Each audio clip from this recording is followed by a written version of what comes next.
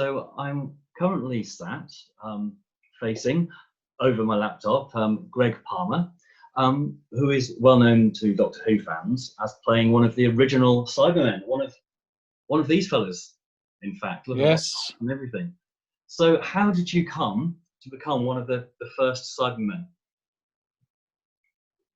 Well, just as it goes, I was phoned by my agent and he said the BBC needs a few tall actors.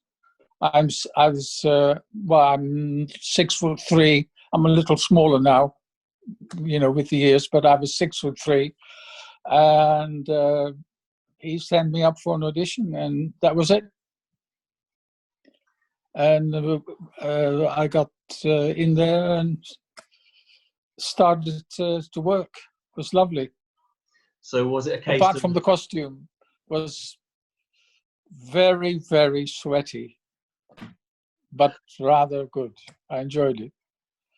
I'm assuming that in rehearsals you didn't have the costumes. So did you first encounter the costume on that first day of actual recording in studio? Oh, God. I think we did a bit of filming first, but it's a long time ago. This was what, 67, 68, 65. I don't know. It was with the first Doctor Who. It was with William Hartnell. So that's going back a bit. And when you went up for the role of the Cyberman, obviously they were a new creation. Now they're part of TV lore, but then they were brand new. What were you told about the role? Well, that we were humans who made themselves into machines in order to live in space because the planet was no longer viable.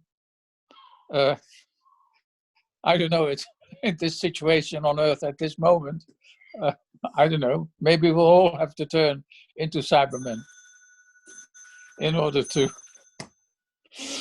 but that's just a joke. Well, that's a sobering thought for us all. Well, yeah. Well, let's face it, science fiction at its best does have some form of clairvoyancy, doesn't it? Yeah. I mean, so many things that we've seen in films. I mean, we're now in a movie that we've seen several times in the past years. They've made movies like this. In fact, even what we're doing right now, talking to each other face to face, you in Holland, me here in the UK, this would have been science fiction back in 1966, I think it was, when you filmed The 10th Planet. Exactly. We didn't have iPhones. We didn't have. I mean, a telephone was something that you turned around, and it's amazing what's happened these past 50 years.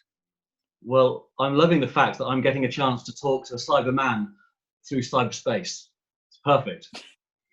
Yeah, you're right. So we were talking a bit about the costume that you had. What were the practicalities of actually having to wear that all day in studio? Well, when we were in the studio, it was really quite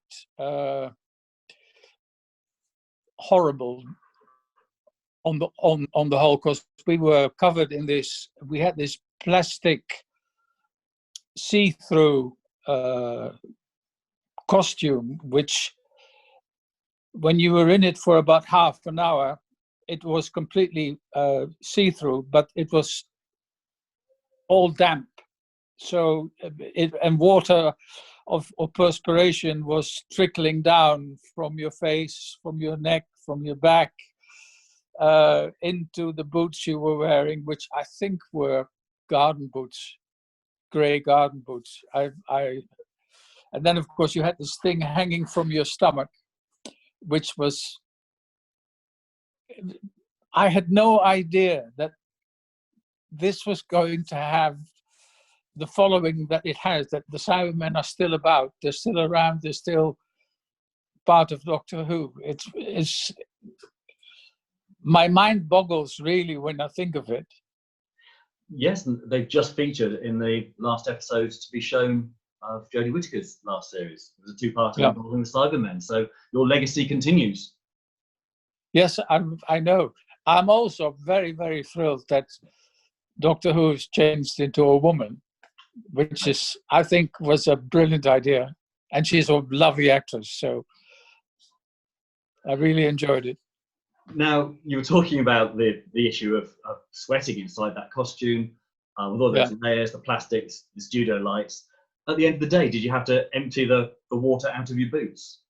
Well, sort of. One of the Cybermen, I think he was also with my agent, he fainted. He couldn't, and he had to take things off, and then he went back again. But it was pretty harrowing. It was very claustrophobic. What sort of coping mechanisms did you develop as actors to deal with that situation? Well, I was born in the tropics, so I like heat. In fact, when it's warm, I enjoy it. But I will never sit in the sunshine, which, what's his name? Only mad dogs and Englishmen go out in the midday sun. So I was quite happy being warm because I was used to it. It's in my genes. Oh, so you were in a comforting cocoon then? Yeah, yeah. Now, the voices of the Cybermen have changed and developed over the years, and at that point they were very sort of sing-song voice, the mouth was open. I'm assuming the voices were done by somebody else. Yes, they were. I didn't like that. That was, but anyway, that's what was there, so we cope with it. We spoke during rehearsals, our lines, but then it was taken over by someone, and fine, that's part of SF really. And did the voices have to be added post-production, or were they being done there in studio along with you? I think it was post-production, but don't. I'm not going to bet on it. Yeah. I think it was post-production. Right. How about your fellow cast members? You were there for William Hartnell's final story. How did you find working with the leading man? Well, I was a great Doctor Who fan as an actor. I love science fiction anyway, so I loved him. I thought he was a wonderful old man, and of course he became ill during that particular 10th Planet episode. So that was very sad, but he was very, very nice and very. In fact, what I had a conversation with him, and he wanted to go into Alice in Wonderland. He thought Doctor Who should also go. Can you imagine trying to fix the tea party where it stays 4 o'clock all the time? And that idea I thought was very lovely. He wanted to do that, to let Doctor Who go into Alice in Wonderland, into fairy tales, as well as science fiction. But that never happened. Maybe they should do that in the future, because there's a wonderful field of stories which a Time Lord can, try and fix it or change it, or, it's does sort of get your mind going. So you mentioned the fact that William Hartnell fell ill and had to be written out of the 3rd episode. Do you remember how that affected the production? Were you aware of any panicking behind the scenes? I must admit, I was not aware of that at all. I didn't notice it. They did that very well. It's only later that I found out that this was his last episode. Right. We did all know that there was going to be, because there was the change from him to, was it Patrick? Yeah. So that was already there. So he was on his last, because he was already quite old, and I don't know how old he was then, but there was this first time where they zapped and switched over to Patrick Troughton. So that we knew that he was stopping. But the cause, I never knew. Nobody told us he was ill, and that's why he had to stop, and that's why they had to get another doctor. That's as far as we weren't informed. Right. Now, one of the other sort of dramas on set, apart from the drama you're filming, was of course Michael Craze, one of the other leads, had to go to hospital, rushed to hospital after an incident with the polystyrene they were using as snow, I gather. Oh, I'm afraid you've got me there, because I didn't. I mean, you know, we were walking in polystyrene and all that, but I didn't know someone became ill. I think he had, to be honest, I think he had some of the polystyrene lodged up his nose and had to go to hospital, have it removed because it was affecting his breathing. But what I'll ask you instead then is, one of the lovely things about those early days of Doctor Who is they never allowed the budget to affect their ambition. So how was the polar region created in the corner of a BBC studio? Well, there was like a huge polystyrene bath with sort of hills, well, not hills, but ups and downs. You couldn't just walk straight through it, because you had to be very careful, because you could fall, you know, you could trip over and what have you. It looked, when you're walking around there, it looked horrible, but on of course it was black and white. It wasn't color yet, but on the screen it looked fantastic. It looked as though you were up on the North Pole or South Pole somewhere. That was quite, yeah. And also our costumes were grey, like, so it's silvery grey, like the color of the little man in the back behind you. And we almost, yeah, we stood out, but at the same time we had sort of camouflage. It looked very nice on the screen. Now, you never returned to Doctor Who as a Cyberman, but you did come back to the programme in the War Games, didn't you? Yes, with Patrick Troughton. Yeah. And what are your memories of working on that particular production? Well, that for me was absolutely wonderful. I had a wonderful week. We rehearsed for a week, and then we recorded it on the Friday. And I must admit, I love Patrick Troughton. For me, apart from William Hartnell, of course, being the first Doctor Who, but from all the Doctor Who's, he's my favorite. He had a quality, and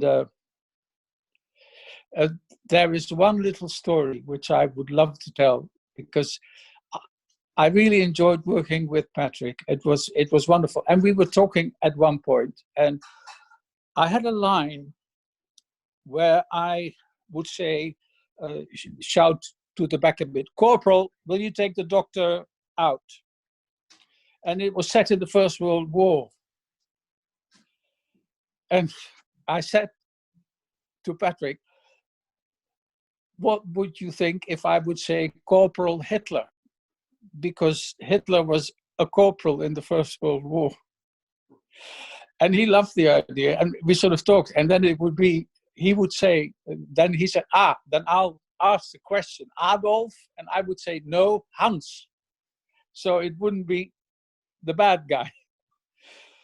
But the director didn't like the idea. And Patrick and I really thought it would be a very funny thing to do, but we didn't. The powers that be prevented the idea from appearing on screen. What a shame! What a shame. So you carried on acting, and then I believe you went into teaching. You became a drama teacher. Is that right? Yes, I went. Well, I was doing a film in '69, I think it was, and the then Prime Minister Wilson had in '69, but don't take me up on the exact dates. The number of jobs for actors dropped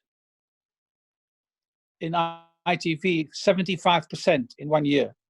So there was an enormous amount of unemployment, and it was very difficult to get work. And actors would take me as a starting actor. Then I would, get a job, but people who are higher up the ladder would take smaller jobs because there was no work to go around. And I then went back to Holland, had an accident on stage. I fell, broke my knee in half, and then I stopped acting because I had a back operation as well. It looks very, and then I started to teach, and I like teaching, and I've been teaching ever since. I still do teach. What level do you teach at? Is it high school or private tuition? Well, no, I have been in charge of a part-time drama school called the Acteur Studio, which is like the acting, acting studios, and I teach acting there, and it was a professional situation. Now I'm teaching a Dutch cabaret school, and I teach acting. Right. I do Laban. I went to Central School in London, and I was taught by Yat and Christopher Fettis, who started Drama Centre, and I still teach Laban. So you've said several times that you were a fan of Doctor Who when you got cast in it. Yeah. You obviously continue to watch the series. Have you seen all the Doctors in action, or have you sort of just dropped it in and out of it over the years? I am at the moment sort of dropping in and out. I've still got a few recordings that I have to watch. And most the ones that I've really followed were Patrick Troughton, and then the next one, that was the wonderful comedy actor. I have to try to think of his name. John Pertwee? Can you help? John Pertwee. Yeah, John Pertwee. I loved him too. I thought that whole part with him in England, and I liked that very much. The others I haven't always followed, and then I started going back again. The one with David Tennant I thought was dramatically, for me, one of the top series. I thought he also was brilliant as the Doctor, and I was very sorry that the guy who did it for one series, I'm very bad with names, I'm afraid. He also, I thought, was a wonderful Doctor, but he did it for just one season, and then David Tennant took over, I think. Yes, Christopher Eccleston. Yeah, I would love him to come back again at one point if he wants to. Well, my last question, talking about coming back. Yeah. If the BBC decided they needed some more tall actors to play modern Cybermen, would you be up for the challenge? Well, I would love to be up for the challenge, but unfortunately, the accident which I had in Rotterdam, I now have 2 knee prosthetics, and the left leg, unfortunately, doesn't bend very well. So I am, I'm in my 80th year now. I'll be 80 in September. So they'll have to be young, tall actors. Hey, I think it's perfect. You come along for the role, and you've got your own cyber implants. Yeah, you've got the job. Yeah, that's true. I've started to become a Cyberman already. There's 450 grams of titanium in each knee. So I am cybered up as it is, as I am at this moment. Well, Greg, it's been an absolute pleasure talking to you. Thank you for giving us your time. It's been lovely. It's been lovely. I really enjoyed it. Good. Well, take care of yourself. Maybe we'll see each other again sometime. I hope so. Take care. Thank you so much. I will. Bye.